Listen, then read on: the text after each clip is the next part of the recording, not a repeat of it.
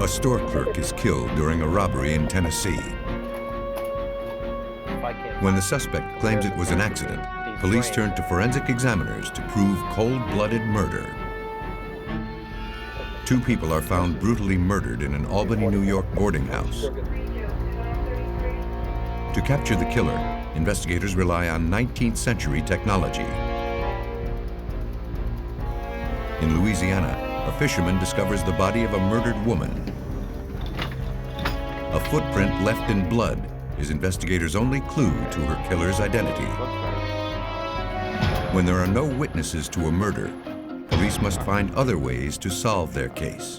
But unseen no longer means unobserved, and killers are finding themselves caught in the camera's eye.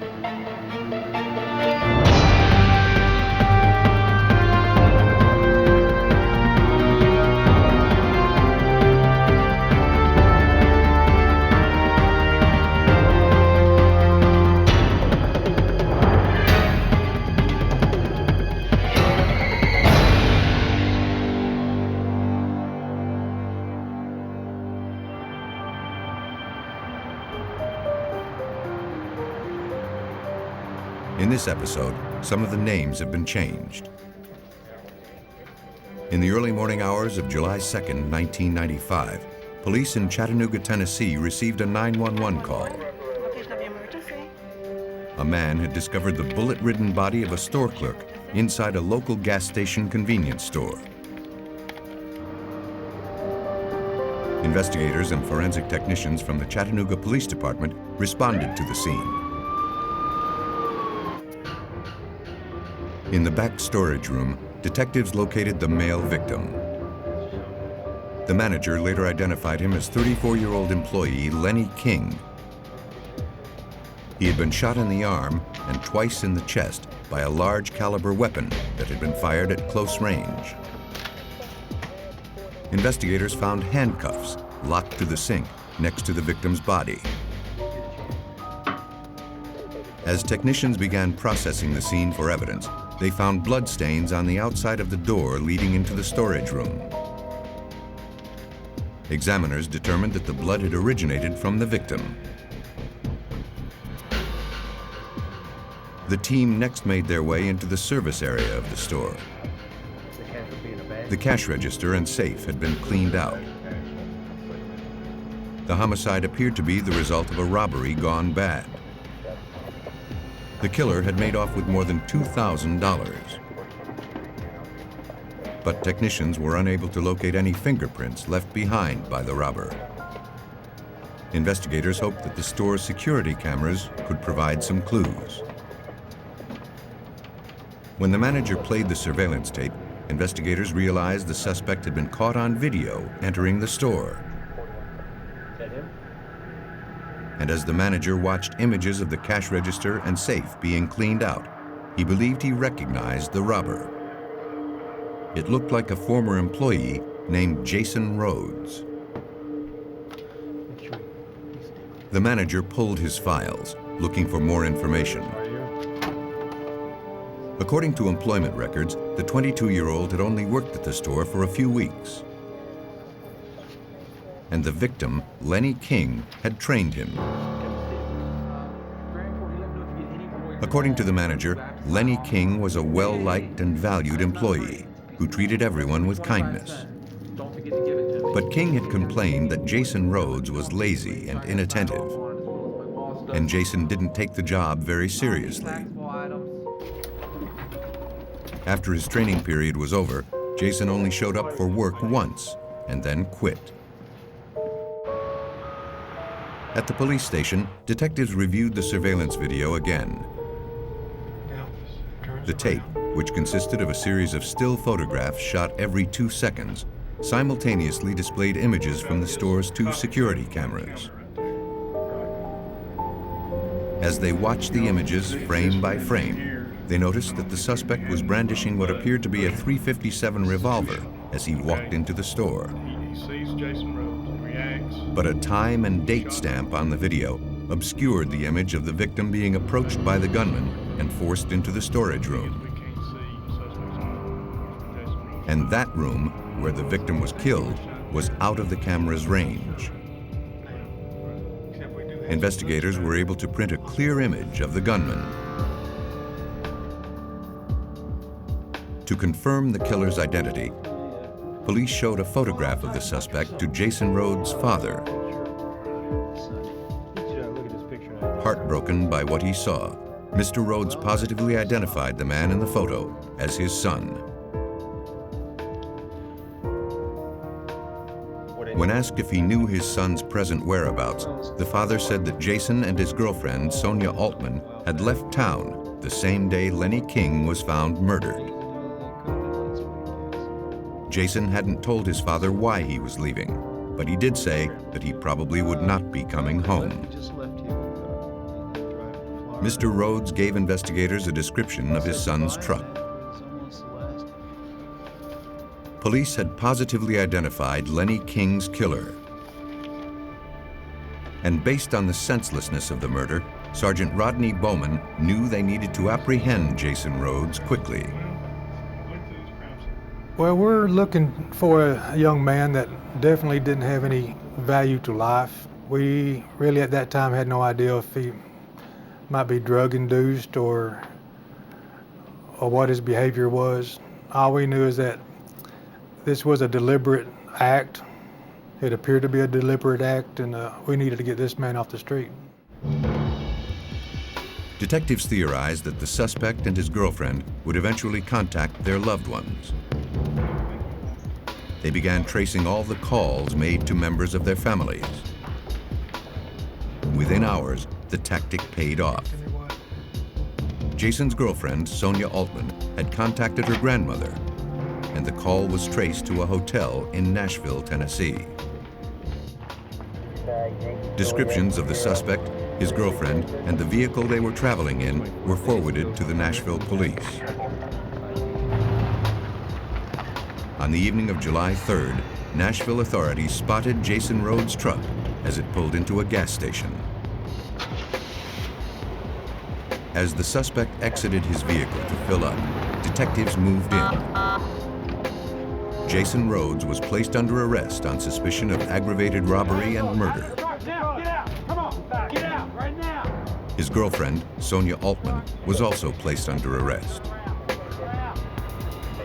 Investigators began searching the suspect's vehicle.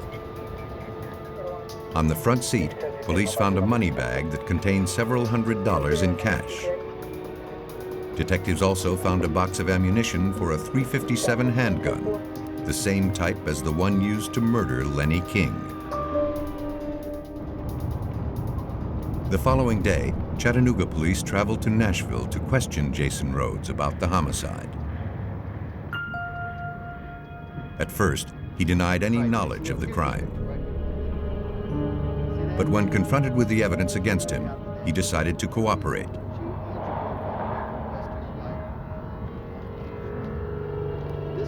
Jason admitted to killing Lenny King. But he said it was a horrible accident. He never intended to harm his former co-worker. According to Jason, he entered the store with the intent to commit robbery. He claimed that he brought the victim into the storage room in order to handcuff him to the sink, so he would be unable to trip any alarm devices. But as he attempted to get the cuffs around Lenny King's wrist, the store clerk fought back, grabbing for the gun. He fell to the ground and he tried to grab the gun. Several shots went off, and Jason realized that Lenny had been hit. I didn't know what was going to happen. Panicked, he grabbed the money and fled the scene. Though Jason Rhodes had confessed to killing Lenny King inside the storage room, investigators didn't believe the story. Blood found on the outside of the doorframe suggested that the victim had been shot well before the two entered the room and struggled. But unless investigators could prove that Jason Rhodes was lying, he would likely stand trial for a lesser manslaughter charge. Detectives were convinced Jason Rhodes was a cold-blooded killer. Now they needed to find proof to ensure that the young man would never be free to kill again. Police in Chattanooga, Tennessee had arrested the man responsible for the murder of 34-year-old store clerk Lenny King, shot to death during the commission of a robbery. After being caught on the store's surveillance video, Jason Rhodes admitted to the killing. But he claimed his gun had accidentally gone off as he and the victim struggled in the storage room.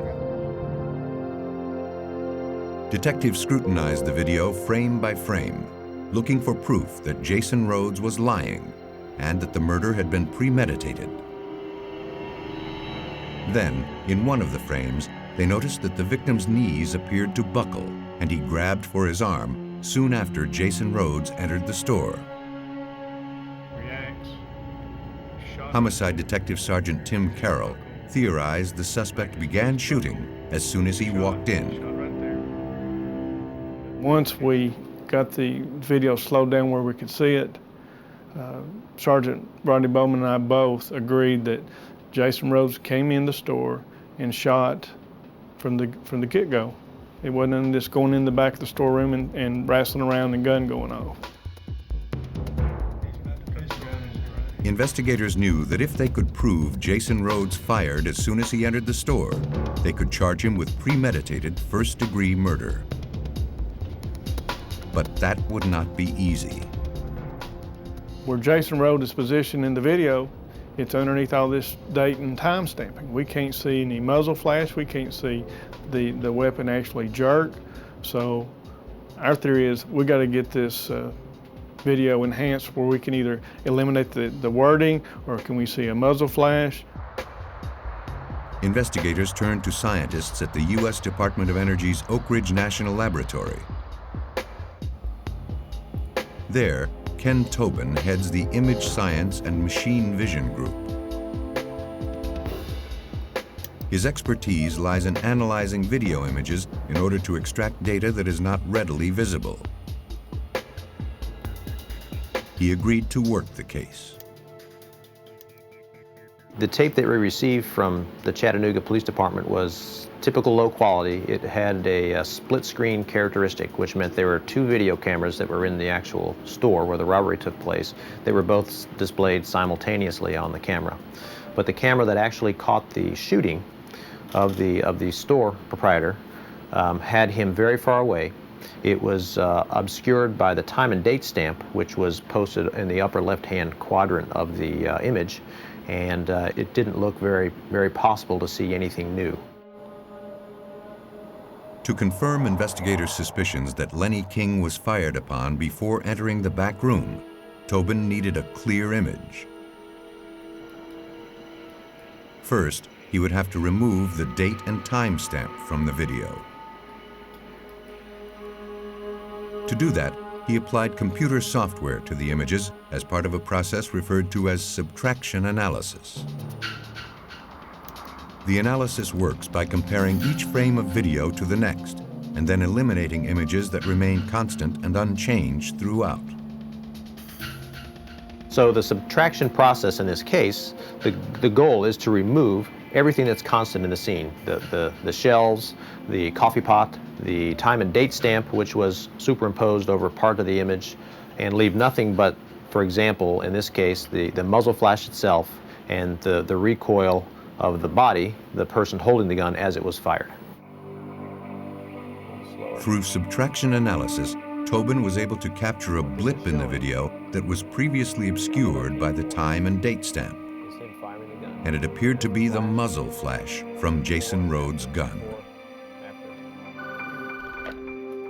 Tobin's analysis had brought investigators one step closer to proving that Jason Rhodes had entered the convenience store with the intent to kill Lenny King.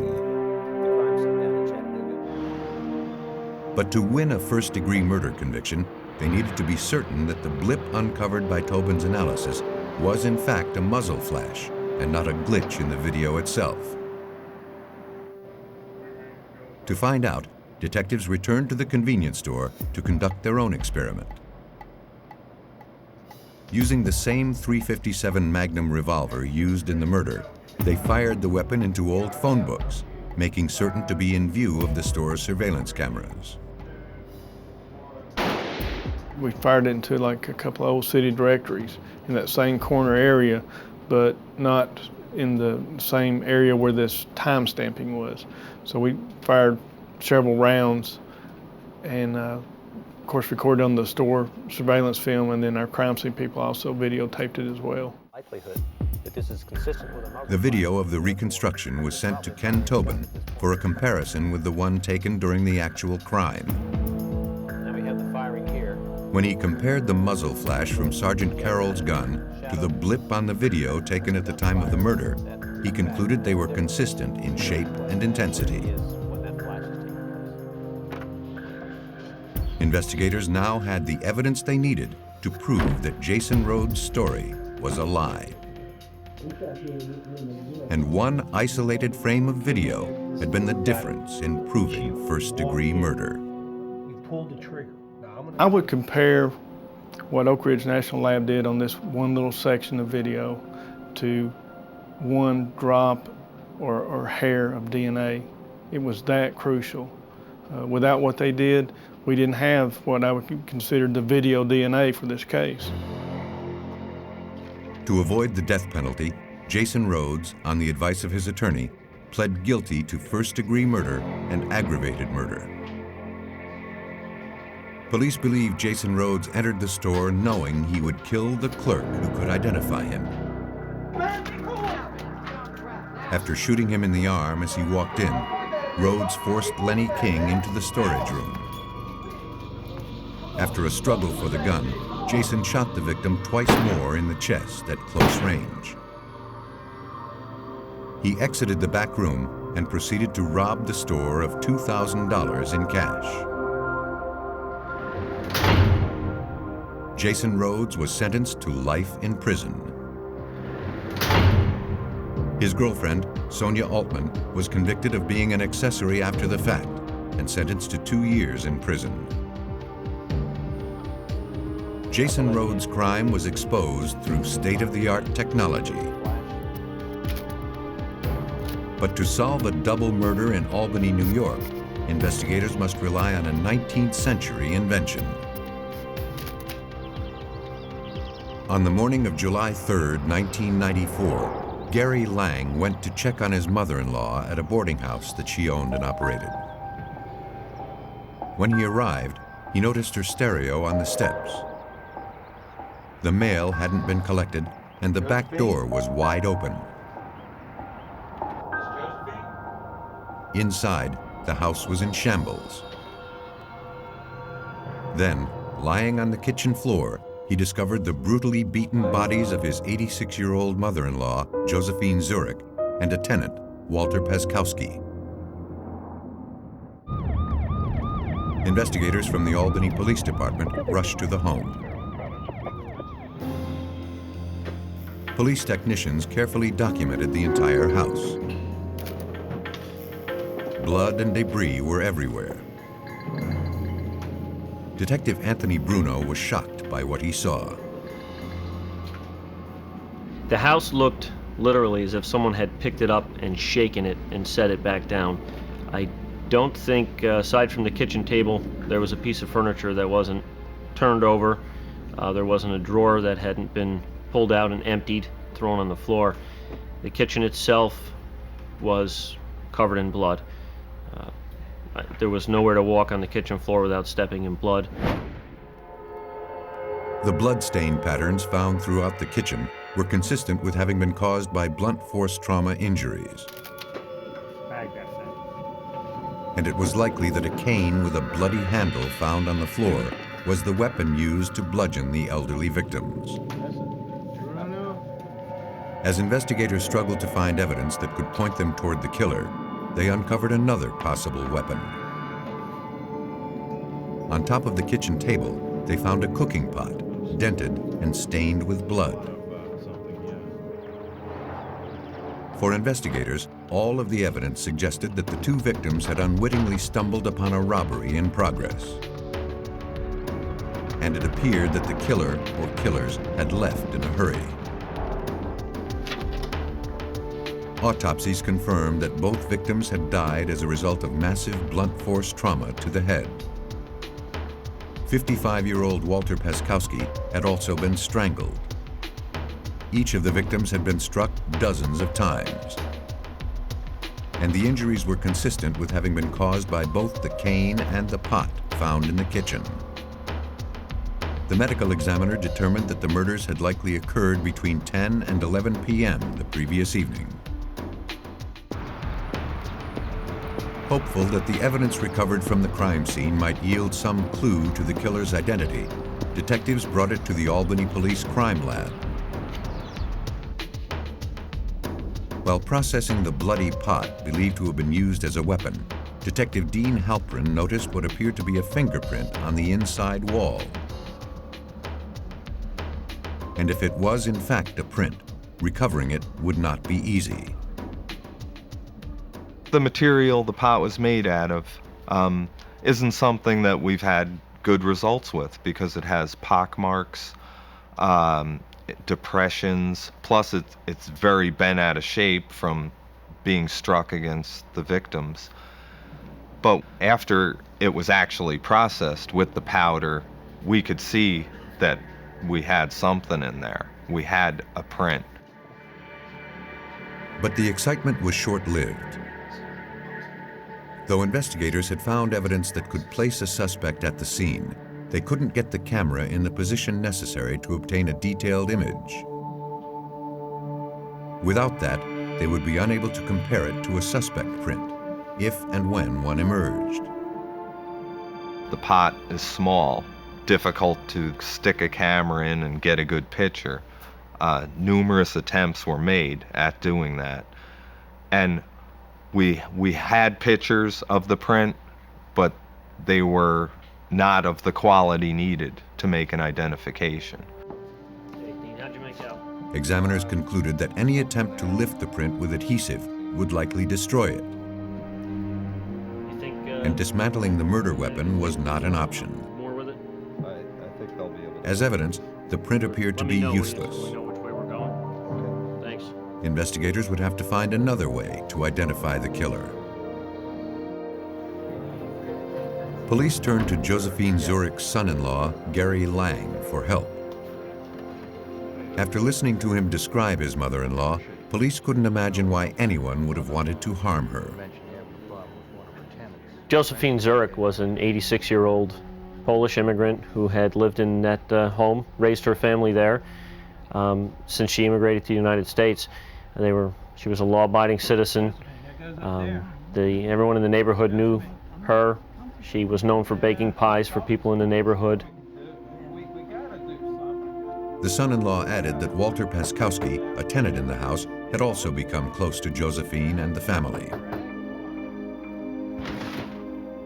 Gary said that he and his wife stopped by the boarding house regularly, bringing groceries and offering to help out as often as they could.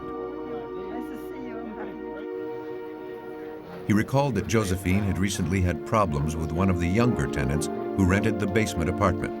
I don't know. In fact, she had started legal eviction proceedings against him when he suddenly moved out of the building. The son-in-law provided investigators with the former tenant's name. A records check revealed that the man currently worked as a cook at a hotel restaurant in the Albany Capital District. Believing they had identified a suspect in the killings, investigators quickly contacted the former tenant and arranged to speak with him. At first, he appeared apprehensive and seemed reluctant to answer any questions. But when police informed him about the murders, he decided to cooperate. He admitted that he moved out after having run-ins with Josephine and Walter. But he insisted he would never harm either of them. On the night of the murders, he claimed he had been working late at the restaurant. Homicide detective Bernard Santandrea began digging deeper into the former tenant's background. But nothing he learned indicated that the young man could be involved in such a brutal double homicide. This was an horrific act of violence. We just didn't feel this man had this in his nature to do it. Now, that being said, we also verified his whereabouts and his place of employment, and was verified that during the time we felt the homicides occurred, this individual was working. The investigation was back at square one. With no suspects in the savage double murders, the case threatened to go cold. And that meant a violent killer was still loose on the streets of Albany. Police in Albany, New York struggled to solve a brutal double homicide at a boarding house that had claimed the lives of the owner, 86-year-old Josephine Zurich, and 55-year-old tenant Walter Paskowski. Though forensic examiners had located a suspect's fingerprint on a cooking pot used to bludgeon the victims, attempts to recover it had been unsuccessful. Homicide detective Anthony Bruno struggled to identify the killer. We really had a whodunit. These folks had no connections to any wrongdoings, or they were not a criminal element. It was difficult to figure out who would have a motive to savagely beat these two people to death, aside from the burglary, which we believed happened. Police turned to the public for help. 2 days after the murders, a woman contacted detectives. After reading the details of the crime in the local paper, she believed that her ex-boyfriend might be involved in the homicides. Around midnight on the evening of the murders, the woman's ex-boyfriend, Johnny Blanchard, had stopped by her apartment unannounced. He seemed agitated and was sweating and out of breath. The girlfriend noticed blood on his clothes. Johnny explained he had been injured in a fight.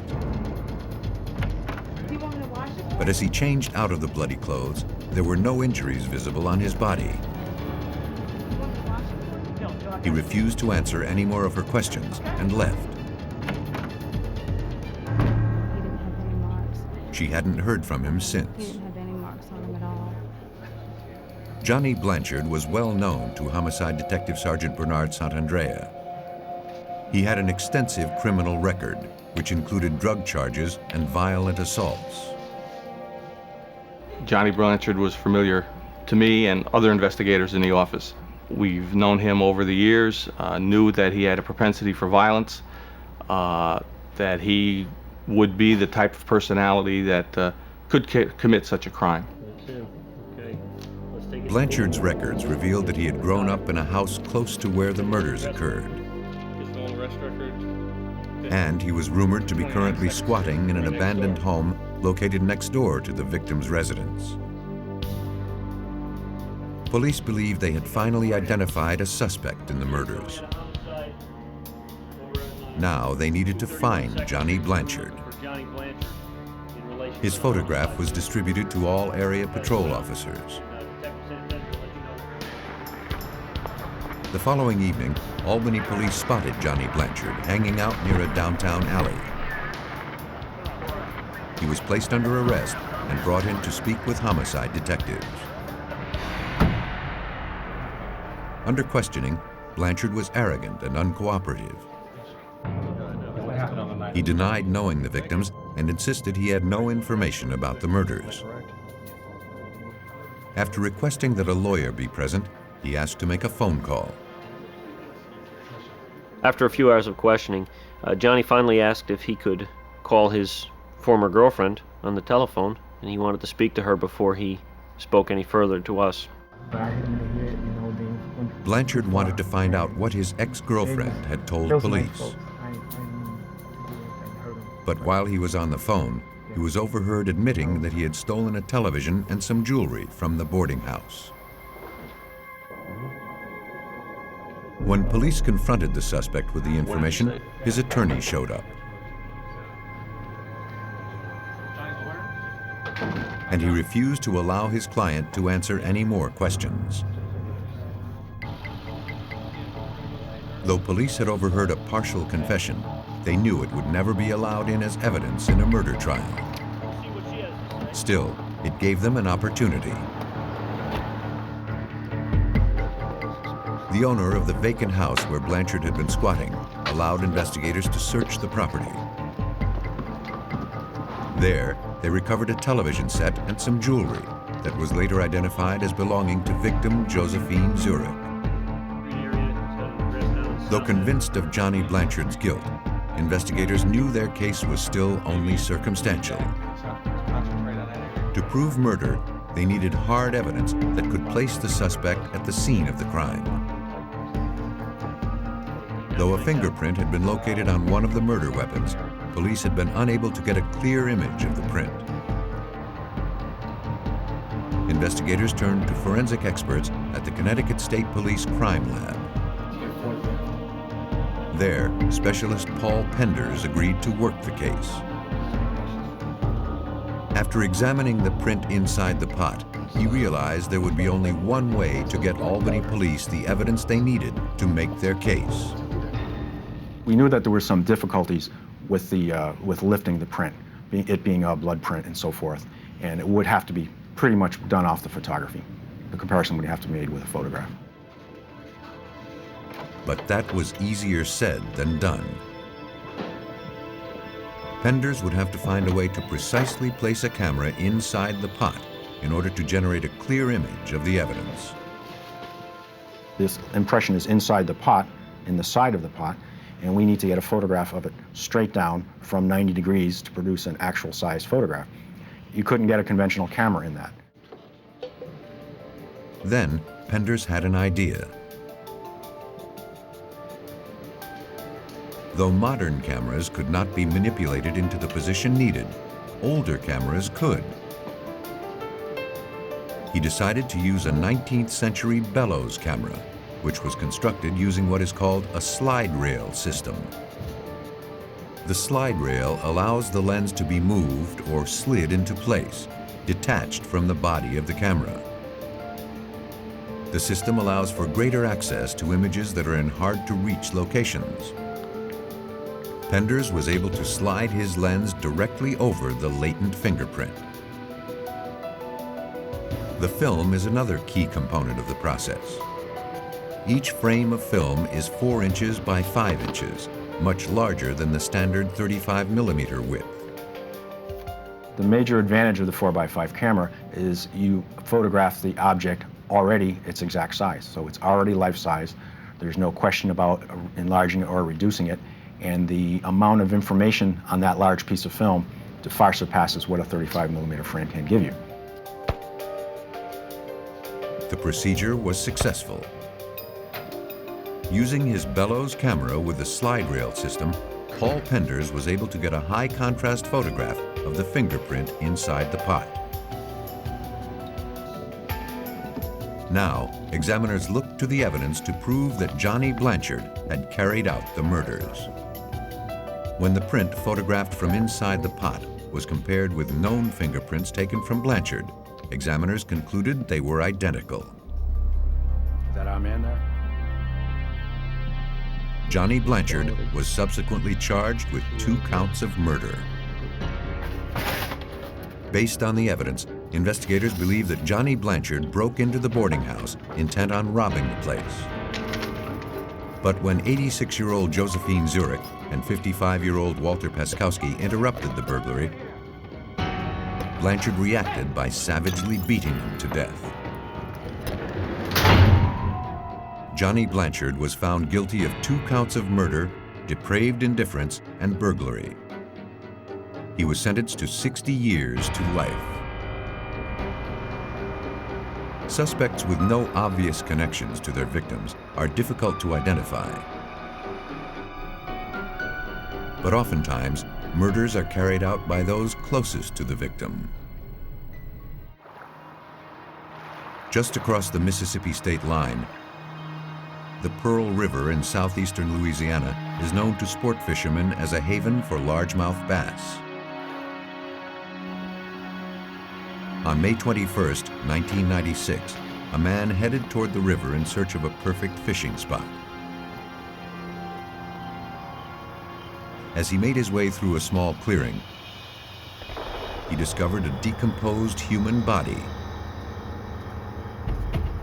the fishermen quickly summoned police.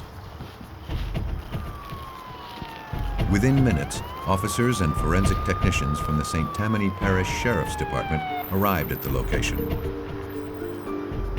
Before they began processing the scene, however, crime scene photographers thoroughly documented the entire area. And it was a mess. Investigators found dozens of personal papers and letters scattered around a wide area. An empty backpack lay nearby. The female victim had been beaten and stabbed once in the neck. Officers combed the area looking for clues to the victim's identity. But other than the letters, they found nothing. The unidentified woman was transported to the coroner's office for autopsy. Though the body had decayed beyond recognition, the medical examiner determined that the victim was a Caucasian woman, approximately 5 feet 7 inches tall, and likely between the ages of 35 and 45. She had been dead less than a week. Cause of death was a single stab wound to the neck, resulting in a laceration of the right carotid artery. Detectives at the St. Tammany Parish Sheriff's Department began the process of trying to identify the murder victim. Captain David Hall didn't have much information to work with. First thing we did was basically get a measurement of the body and try to come up with an idea of what this individual looked like in a living state. We checked missing person files for the Mississippi and Louisiana area. Came up with nothing that fit the script of this young lady. Investigators began sifting through the papers for clues. All of the correspondences were addressed to a woman named Liz, and they were all signed Michael Packer. His return address was located less than 100 miles away in Biloxi, Mississippi. Biloxi police were contacted and dispatched to the address where the letters had originated. Michael Packer was not there. According to his roommate, Packer had left several days earlier to work a job somewhere in Alabama. When questioned further, he stated that he knew a woman named Liz. Her full name was Elizabeth Herdman, and until recently, she and Michael Packer had been romantically involved. The roommate said that Liz and Michael fought constantly, mostly about money. In fact, a few weeks before, one of their arguments threatened to turn violent, prompting the roommate to call police. But rather than suffer in a violent relationship, Liz packed her belongings into a backpack and left. The roommate believed Liz was currently homeless, but he had seen her less than a week ago looking for work at a local employment agency. Hoping to confirm the victim's identity, Louisiana police ran a records check on Elizabeth Herdman. Investigators learned that the 39-year-old woman had been arrested on minor charges several years earlier in Florida, and her fingerprints were on file. When those were compared to the prints lifted from the victim, police found a perfect match. Police had identified the woman found murdered along the shores of the Pearl River. And her ex-boyfriend, who left town around the time of her murder, was the prime suspect. Now, investigators needed to find him. Police in St. Tammany Parish, Louisiana, had identified a woman found murdered near a riverbank as 39-year-old Elizabeth Herdman. To find her killer, investigators began retracing her movements in the days leading up to the murder. Louisiana police traveled to the employment agency in nearby Biloxi, Mississippi, where the homeless woman was last seen alive. The manager there confirmed that Liz Herdman had been in looking for work on May 18th, 3 days before her body was discovered. and Liz had not come in alone that day. According to the records, she had signed in with two men, Arthur Cyber and Alfred Huntsman, and a woman named Felice Fisher. The manager had seen the group together before and knew them to be friends. The manager also confirmed that Michael Packer, Liz Herdman's ex-boyfriend and the prime suspect in her murder, had signed in earlier that same day. But by the time Liz and her friends arrived, he had already left for a job in Mobile, Alabama. 10 minutes and I'll be coming your way. Investigators were able to confirm that Packer was several hundred miles away when the murder occurred. Since Liz Herdman had been homeless at the time of her death, identifying a suspect would not be easy. She's living on the street. Anyone could be the suspect. She comes across people capable of committing homicide on a daily basis. Captain Hall began tracking down Liz's three friends, hopeful they could provide information. But a background check revealed that two of those friends, Alfred Huntsman and Arthur Cyber, had extensive criminal records, which included robbery and assault charges. Detectives traveled to a nearby motel where Arthur Cyber had recently been staying. Though he was no longer there, a motel employee remembered Cyber well. He had been staying in a room with two women and another man. One of the women matched Liz Herdman's description. The employee remembered that after the group checked out, she cleaned their room. It looked like there had been a violent struggle. The window had been broken, and there were stains on the bedspread that appeared to be blood.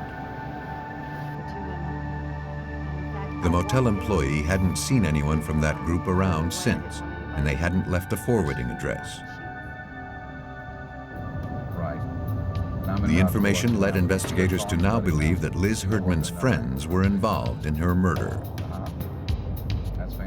An APB was immediately issued for the three individuals and the car they were believed to be driving. We wanted to alert the nation that we were looking for Arthur Cyber and Alfred Huntsman and Felice Fisher for questioning reference to this homicide. A few days later, police several hundred miles away in Hutchins, Texas, spotted the three suspects. They were taken into custody and transported to Louisiana for questioning.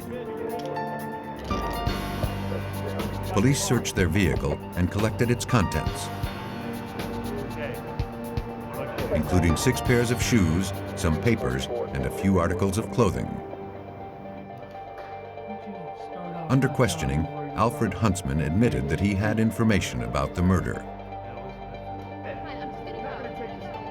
Huntsman said that while the 4 friends were staying at the motel, Liz Herdman and Arthur Cyber had gotten into an argument. Liz had recently gotten a job, and Cyber wanted some of her money to buy drugs and alcohol. When she refused, Cyber smashed out the window and became physically abusive.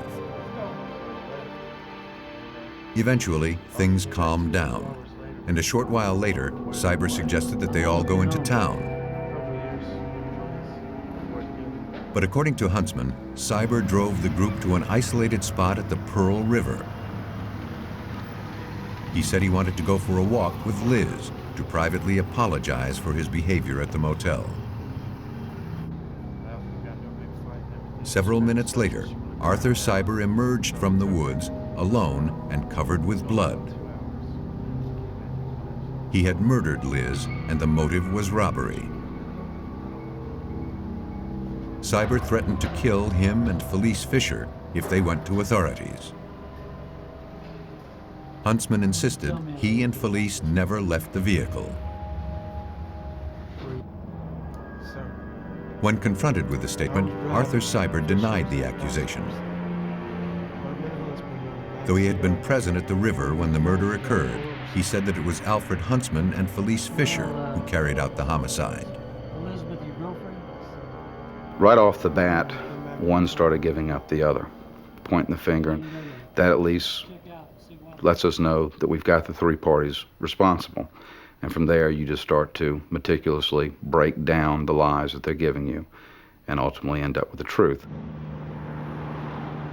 For answers, investigators forwarded all of the evidence to forensic examiners at the Louisiana State Police Crime Lab.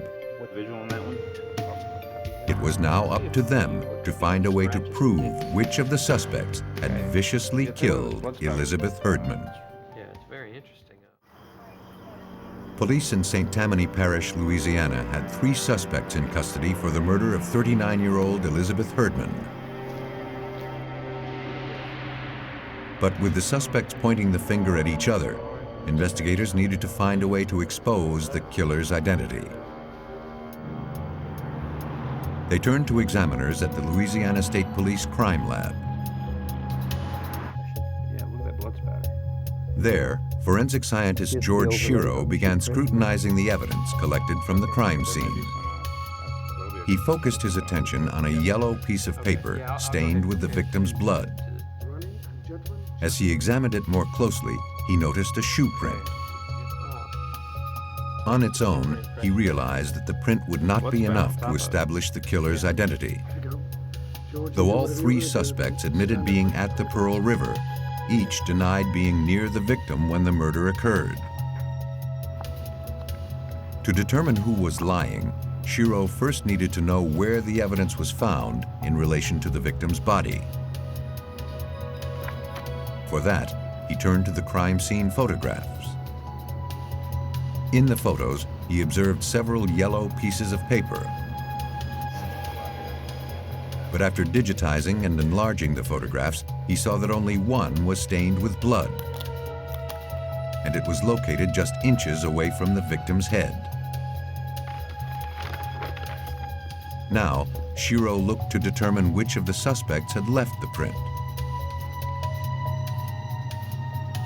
He began by comparing the shoes recovered from the suspect's vehicle to the shoe print found within inches of Liz Herdman's body. He quickly eliminated 5 of the 6 pairs. But the tread on the remaining pair appeared to be similar to the print from the crime scene. So I examined that shoe more carefully, and what we look for when we're examining shoe prints is we look for random markings on the soles of the shoe that give these shoes their individuality. Shiro generated an impression of the shoe print found in the suspect's car onto a sheet of clear acetate paper. When that was overlaid on top of the bloody print recovered from the crime scene, he found one consistency after another. That is an aha moment. That's when we say, okay, we have a match here. We have enough marks to individualize this shoe print to this shoe. Police determined that the shoe that had left the print belonged to Alfred Huntsman. And Shiro's findings proved that he was within inches of the victim as her blood was shed, something he had previously denied. Confronted with the evidence, Huntsman confessed to taking part in the crime. But he insisted he hadn't worked alone. He said that he, Arthur Cyber, and Felice Fisher had driven Elizabeth Herdman to the clearing off of the remote road near the river with the intent to rob her. But the robbery spiraled out of control, and when Liz fought back, Arthur Cyber stabbed her in the neck. Huntsman admitted that he beat the victim while Cyber killed her. Polygraph tests later confirmed that all 3 suspects had participated in Elizabeth Herdman's murder. Arthur Cyber was convicted of first-degree murder and sentenced to life in prison. Alfred Huntsman received the same sentence. Felice Fisher pled guilty to accessory after the fact for first-degree murder and for second-degree kidnapping. She was sentenced to 25 years in prison. Most killers look to strike when their targets are isolated or far away from potential witnesses. When investigators struggle to identify a suspect, they turn to forensic examiners who can expose a killer's guilt caught in the camera's eye.